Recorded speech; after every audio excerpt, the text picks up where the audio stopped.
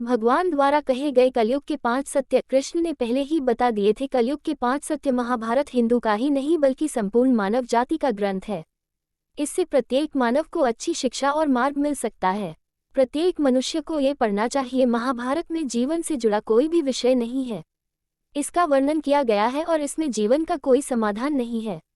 इस ग्रंथ में देश, धर्म, न्याय, राजनीति, समाज, योग, युद्ध, परिवार, ज्ञान, विज्ञान, अध्यात्म और प्रौद्योगिकी आदि सभी विषयों का ज्ञान वर्णित है। आज की इस पोस्ट में हम महाभारत का ऐसा प्रसंग के बारे में बता सकते हैं जिससे आज का मानव बहुत कुछ सीख सकता है। उस समय की बात है जब 5 पांडवों को वनवास हुआ था। तब बात वनवास जाने से पहले पांडवों ने भगवान श्री कृष्ण से मांगी थी, हे श्री कृष्ण, अभी ये द्वापर युग का अंतकाल चल रहा है, आप हमें बताएं कि आने वाली कलयुग की गति क्या और कैसी होगी। श्री कृष्ण उत्तर दे रहे हैं, मैं नक्षत्रों को सीधा सा उत्तर तो नहीं दे सकता, लेकिन हाँ, तुम 5 भाई वन में जाओ और वन में जो कुछ भी मुझे बताओ। मैं राक्षस उनके कलयुग में प्रभाव बताता हूँ कि 5 भाई वन में चले गए। वे वन में जो देखा उसने चमत्कार देखा। अंत में उन्होंने क्या देखा और श्री कृष्ण के कहे अनुसार 5 भाई अलग अलग दिशाओं में वन की ओर निकलते हैं। युधिष्ठिर भ्रमण पर निकले थे तो एक जगह पर एक हाथी के 2 सूंड देखे गए। ये देख युधिष्ठिर के आश्चर्य की बात नहीं हो रही थी। दूसरी दिशा में अर्जुन भ्रमण पर थे। कुछ दूर जंगल में जाने पर उन्होंने जो देखा उसे देखकर वह भी आश्चर्यचकित रह गए। मैंने देखा कि वहां पर कोई पक्षी है जिसके ऊपर वेदों की रचनाएं लिखी हुई है और वह पक्षी मुर्दे का मांस खा रहा है। ये दृश्य अर्जुन को कुछ समझ में नहीं आया। दोनों दोस्तों की तरह भीम भी यात्रा पर थे, जिन्होंने देखा कि वह भी आश्चर्यचकित रह गए। उन्होंने देखा कि गाय ने एक लड़की को जन्म दिया था, लेकिन जन्म के बाद गाय लड़की को इतनी चाट रही है कि उसका बच्चा लहूलुहान हो गया है। सहदेव भी यात्रा पर थे तो उन्होंने चौथा आश्चर्य देखा। उन्होंने देखा कि 6-7 भाग में पानी है और बीच का एक कुआं खाली है। बीच का कुआं काफी गहरा है, फिर भी पानी नहीं है। घोर आश्चर्य हुआ है, ऐसे कैसे हो सकता है। नकुल भी यात्रा पर गए और उन्होंने एक आश्चर्यजनक घटना देखी। एक पहाड़ के ऊपर से एक बड़ी सी चट्टान नीचे आ रही है। वही वृक्षों से नीचे गिराते हैं और आगे बढ़ते हुए वृक्षों से घिरा हुआ है और इसके अलावा कोई आकर्षण नहीं है। ये चट्टान बहुत ही अन्य चट्टानों के साथ मिलती है, फिर भी उसने उसे रोक नहीं दिया। अंत में वह एक अत्यंत छोटे औषध का स्पर्श होता ही स्थिर हो गया। इसके बाद 5 भाई एकजुट हुए और शाम को भगवान श्री कृष्ण को अपना अनुभव सुनाया। सबसे पहले युधिष्ठिर ने कहा था, मैंने तो पहली बार 2 सूंड वाला हाथी देखा तो बहुत आश्चर्य हुआ। भगवान श्री कृष्ण कहते हैं, धर्म, अब तुम कलिकाल की सुनो। कलयुग में ऐसे लोगों का राज्य होगा जो दोनों ओर से शोषण करेंगे। राज बोलेंगे कुछ और करेंगे कुछ और, मन में कुछ और होगा और कर्म कुछ और। ऐसे ही लोगों का कलयुग में राज होगा। तुम कलयुग आने से पहले तक राज्य कर लो। युधिष्ठिर के बाद अर्जुन ने कहा, मैंने जो उसे देखा तो कहीं अधिक आश्चर्यचकित था। मैंने देखा कि एक पक्षी के मुर्दे का मांस वेदों पर लिखा गया है।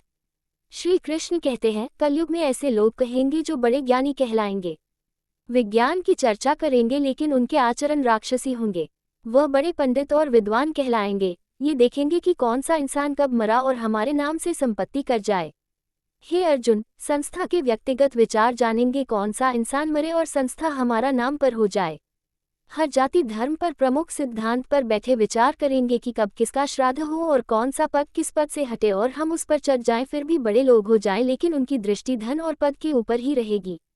ऐसे लोगों की ही आबादी होगी। अर्जुन के बाद भीम ने अपना अनुभव सुनाया। भीम ने कहा कि गाय अपने कंधे को इतनी चाटती है कि मुर्गा लहूलुहान हो जाता है। श्री कृष्ण कहते हैं, कलयुग का मानव शिशुपाल हो जाएगा। युग में माओ के बच्चों के लिए ममता इतनी बढ़ जाएगी कि उन्हें अपने विकास का अवसर ही नहीं मिलेगा। मोह माया मेरा ही घर टूट जाएगा। किसी का बेटा ठीक हो जाएगा। साधु तू हजारों व्यक्तिगत दर्शन करेगा। यदि आपके पुत्रों ने साधु बनना चाहा तो रोएंगे कि मेरे पुत्रों का क्या होगा। इतनी अधिक मैत्री रहेगी कि उसे मोह माया और परिवार में ही तलाश रहेगी। उनका जीवन यही समाप्त हो गया। वास्तव में लड़का नहीं है, वह तो बहुओं की अमानत है और लड़कियों ने जमाए योग की अमानत है और यह मृत शरीर मृत्यु की अमानत है। पवित्र आत्मा परमात्मा की अमानत है। इज्जत आपके शाश्वत संबंध को जानना आवश्यक है। भीम के बाद सहदेव ने पूछा, हे श्री कृष्ण, मैंने जो देखा, मैंने देखा कि 5-7 बड़े कुओं के बीच में एक गहरा कुआं बिल्कुल खाली है, जबकि ऐसा संभव कैसे हो सकता है। भगवान श्री कृष्ण ने जवाब में कहा, कलयुग में लड़की की शादी में, मकान के उत्सव में, छोटे छोटे उत्सव में तो लाखों रुपए खर्च कर दिए जाते हैं, लेकिन नापसंद में ही अगर कोई भूखा प्यासा मर रहा होगा तो यह नहीं दिखेगा कि उसका पेट भरा है या नहीं।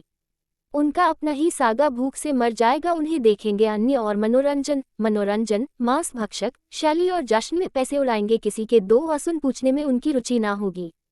देखने का ये साधन है कि कलयुग में अन्न के भंडार होंगे लेकिन लोग भूख से मरेंगे। सामने मकानों में ऐशो आराम चल रहे होंगे लेकिन पास के जंगलों में आदमी भूख से मरेगा। एक ही जगह पर अपने चरम पर होगा। सहदेव के बाद नकुल ने श्री कृष्ण को बताया कि मैंने भी एक आश्चर्यजनक दृश्य देखा है कि एक बड़ा सी रॉक माउंटेन पर से घुल्ली के पेड़ों के तने और चट्टाने भी उसे ना रोके रखा। एक छोटे से उपचार के स्पर्श से ही वह बड़ा रॉक रुक गया। समझ नहीं मिला कैसे? श्री कृष्ण ने कहा, कलयुग में मानव का मन नीचे गिरेगा, उसका जीवन पतित होगा। ये जीवन धन के सिलाओं से नहीं रुकेगा, ना ही सत्य के दर्शनों से रुकेगा। हरि नाम के एक छोटे से उपाय से, हरि कीर्तन से मानव जीवन रूपी उपाय का गिरना रुक जाएगा। इसलिए भक्त हरि भजन कलयुग में मोक्ष प्राप्ति का एकमात्र उपाय है।